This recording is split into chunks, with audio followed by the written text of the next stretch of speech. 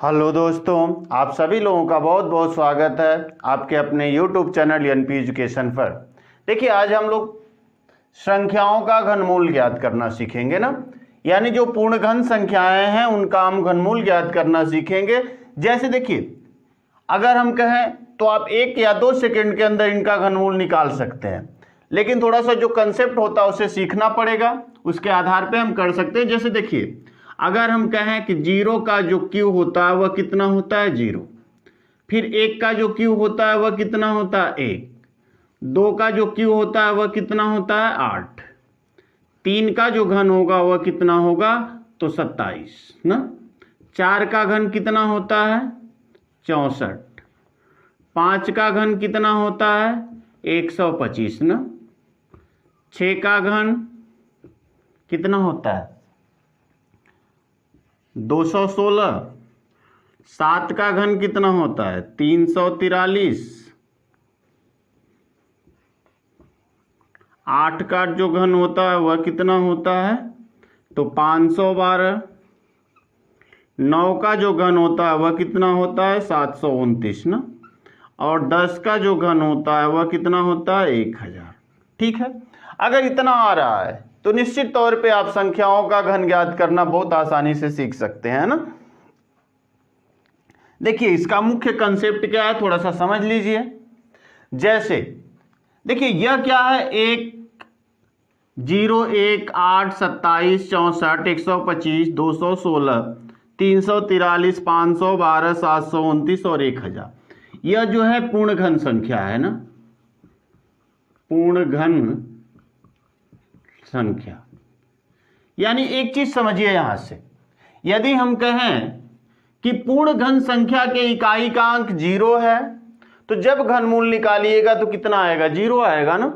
जब पूर्ण वर्ग संख्या के इकाई का अंक 1 है तो जब घनमूल निकालिएगा तो 1 होगा।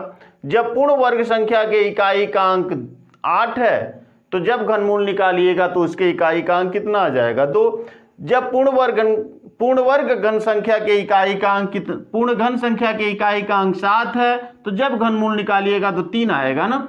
जब पूर्ण घन संख्या के इकाई का अंक 4 है तो जब घनमूल निकालिएगा तो 4 होगा, यानी जब 5 है तो 5 होगा, जब 6 है तो 6 होगा, जब 3 है तो 7 होगा, और जब 5 है तो 2 है तो 8 होगा, और जब 9 है तो 9 होगा, और जब 0 है तो 0 ही होगा। सही है, यानी कि हम कह सकते हैं, यदि देखिए जो नोट पॉइंट लिखा जा सकता है उसे आप लोग लिख सकते हैं। यदि पूर्ण घन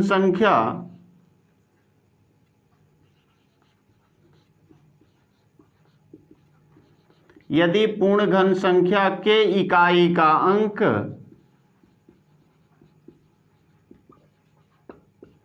कौन कौन, समझिए यहां से 0 1, फिर यहां देखिए 4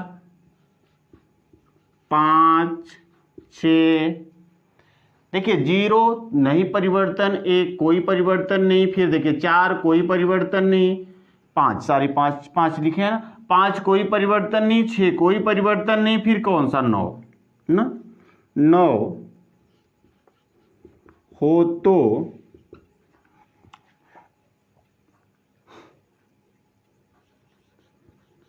उनके घनमूल के इकाई का अंक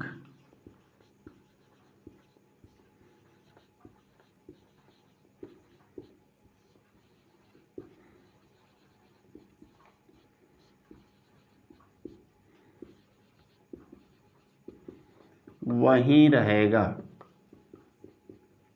कन्फर्म, यानी कि यदि पूर्ण घन संख्या के इकाई का अंक ठीक कितना 0, देखिए 0 है तो 0 आया, 1 है तो 1 आया, फिर देखिए 4 है तो 4 आया, 5 है तो 5 आया, 6 है तो 6 आया, फिर देखिए 9 है तो 9 आया। बाकी देखेंगे 8 है तो 2 आ गया, 7 है तो 3 आ गया, फिर यहाँ देखिए 3 है तो 7 आ गया, और 2 है तो 8 आ गया ना। यानी हम कह सकते हैं यदि पूर्ण घन संख्या के इकाई का अंक 0 1 4 5 6 9 हो तो उनके घनमूल के इकाई का अंक क्या होगा वही रहेगा ना।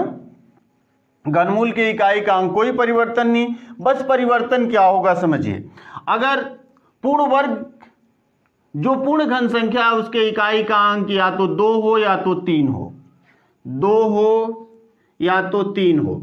जब 2 रहेगा तो वह किस में बदल जाएगा, देखिए 2 रहेगा तो 8 में बदलेगा ना, और 8 रहेगा तो किस में बदलेगा, ध्यान दीजिए यहीं पे लिख लेते हैं।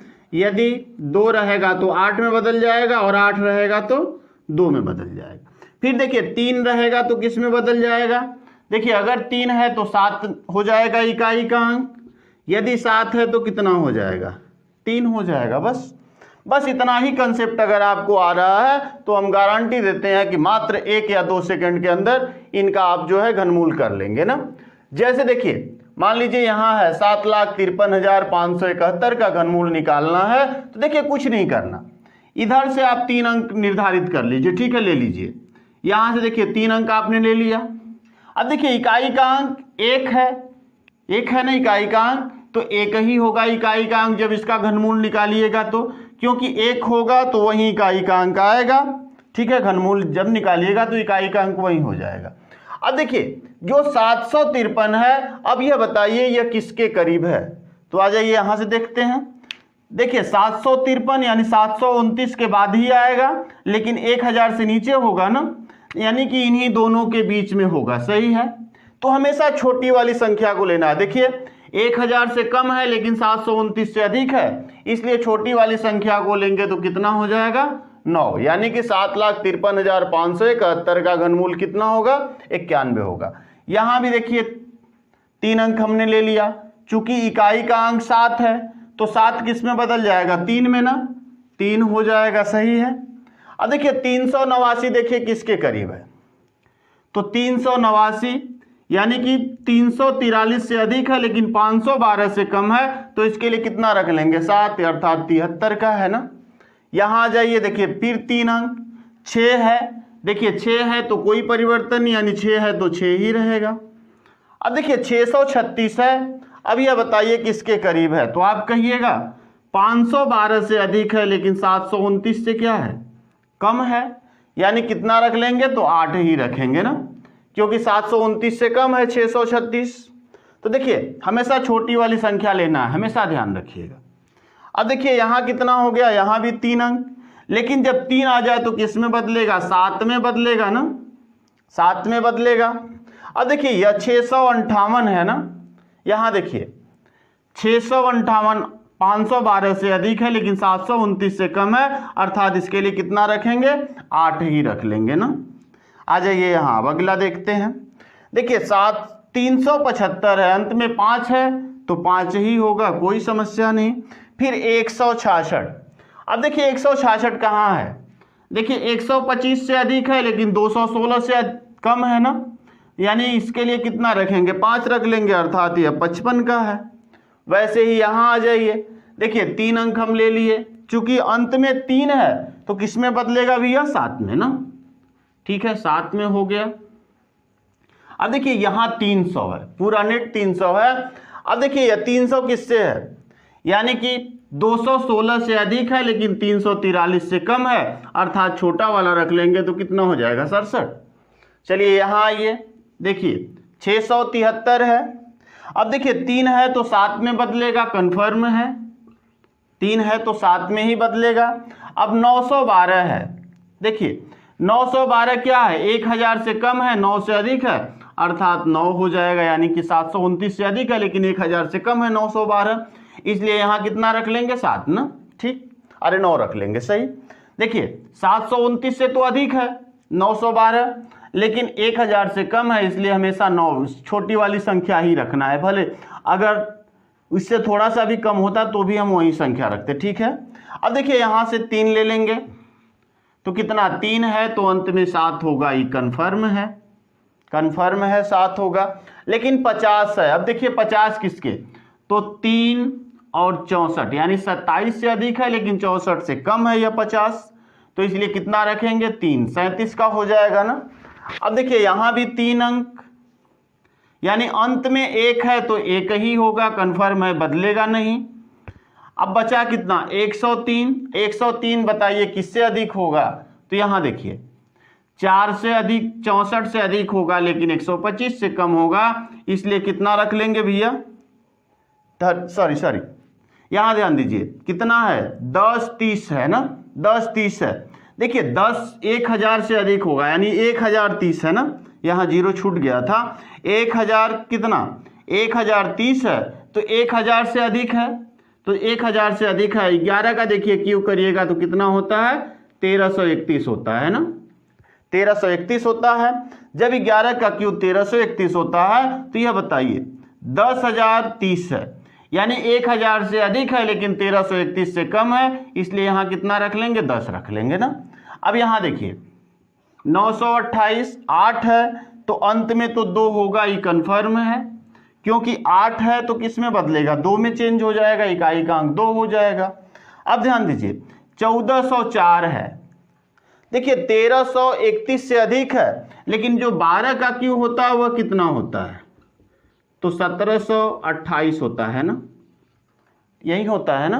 12 का क्यू कितना होता है 1728, सही। अब देखिए 12 का क्यू 1728 होता है तो जो 1404 है वह 1331 से अधिक है लेकिन 1728 से क्या है कम है, इसलिए 11 ही रख लेंगे, अर्थात यह 100 कितने का हो जाएगा 112 का हो जाएगा ना। देखिए हम ऐसे बहुत आसानी से संख्याओं का क्या कर सकते हैं वर्ग ज्ञात कर यारे घनमूल ज्ञात कर सकते हैं ना। तो आज की वीडियो में इतना ही, फिर अगले पार्ट में हम लोग कुछ महत्वपूर्ण वीडियो को लेके आएंगे, तब तक के लिए धन्यवाद।